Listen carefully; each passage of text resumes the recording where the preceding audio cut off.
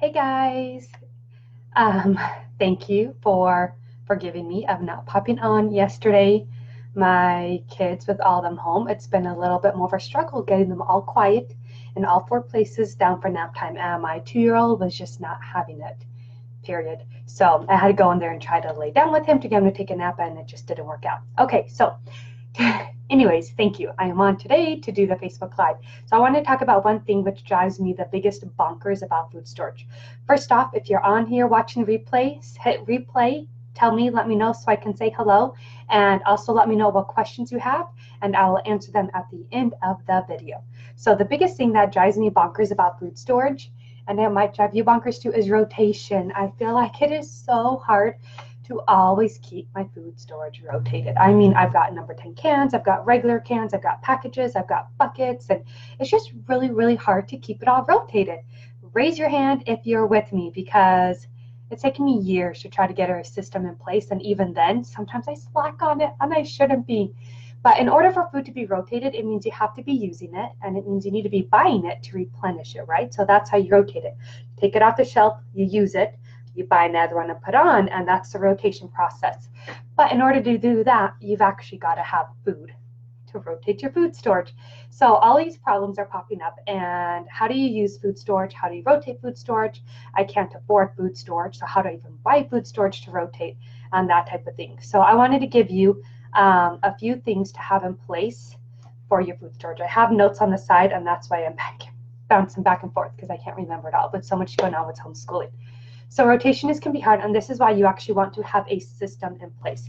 Now, I go in way, way deeper in this in my membership in April. I actually just finished recording the video for it, and I'm super excited for you who are in my Simple Steps to Preparedness membership training. That April video is, I'm working on the worksheet now, and it will be in there for you guys, but right now I'm just going to give a brief jiffy of how to do a system to rotate your food storage. And the first one is you need to figure out what you have for your food storage. What do you have that needs to be rotated, right? The other one is figure out what you need. Well, what do you need for your food storage so you can make sure you incorporate that into your rotation plan. And then the next one is you need to know what space you have.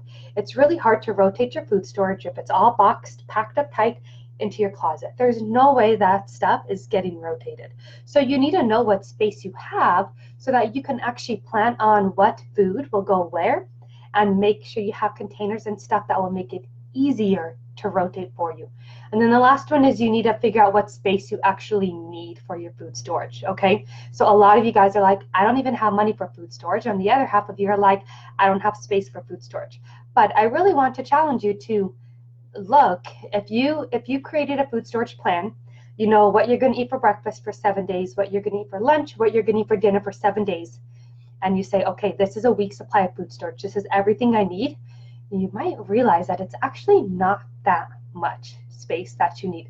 We had an entire year's supply of food storage stored for 6 people in a super, like, it was a big room in our basement, but it was about 1, 2, 3, 4. There's about 4 shelves, and that was an entire year's supply. And it could be different for you because it depends on what you're packaging it with. So really knowing what you need, having that food storage plan in place of what you need to store, will actually tell you how much space you have. Another thing to tackle with that space is my parents are downsizing. All their kids moved out. My brother's actually buying their house, and they're moving to a condo. So their year supply of food storage for 8+ kids, they don't really need it anymore. They don't need those 30 buckets of wheat and everything. My mom's having a hard time knowing like what to take, and she doesn't really plan food storage off a meal plan, but she knows what she uses generally each month and kind of stocks up that way. And so I told her, I'm like, Mom, make a plan for your food storage, breakfast, lunch, and dinner, and multiply all those meals for a week times 4. And then you know exactly what you need for a month's supply of food storage.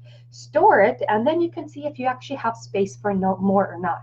As a lot of people that I've worked with have done this process, they've realized they actually have more space than they needed.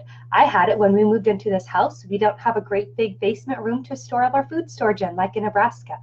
And it's kind of in between different rooms and stuff, but I thought I needed way more space than what I actually need for my food storage. So those are some tips to help you kind of figure out how to rotate your food storage. Is one, what food do you actually need to rotate. Some food you don't really need to rotate very often, maybe every 5 to 10 years or longer than that. So you can hide and tuck that food away for good, but then some food you do need to rotate. So you need to know what food needs to be rotated. You need to know what food you will be buying to add to your food storage, which will need to be rotated, and look at your space and plan your space around that food that needs to be rotated. Okay, let me know what questions you have about that with food storage, because I mean, storing food storage is great, but if you don't have it inventoried and organized and an actual rotation system in place, then it will just go bad and not be used, or sit there and gather dust like my mom's friend who threw away 50 years worth of food storage. They had been moving this food storage, I think she said it was 6 houses, different states, 6 houses, and they were just throwing it all in the dumpster. They're moving again. They're like, this is our last move. We've never used our food storage in the last 50 years. It's not worth it to move. And they dumped all this stuff. Some of it was bad because it had sat for 50 years and didn't do anything, but some of it was still good and usable, which we went ahead and used some and before went into the dumpster type of thing. But the whole idea of a food storage is to use and to rotate it. So you want to make sure you really have that system in place for using that food storage. If you want to actually have my step-by-step process of how I'm teaching you how to have that system in place and do food storage, I'll enter the link below. It's $5 a month, so starting in April, my very first lesson is teaching you how to rotate your food storage so your food doesn't expire, so it doesn't go bad, and so you actually have a system in place to using the food you have stored. I'll put the link below. And each month is a different month.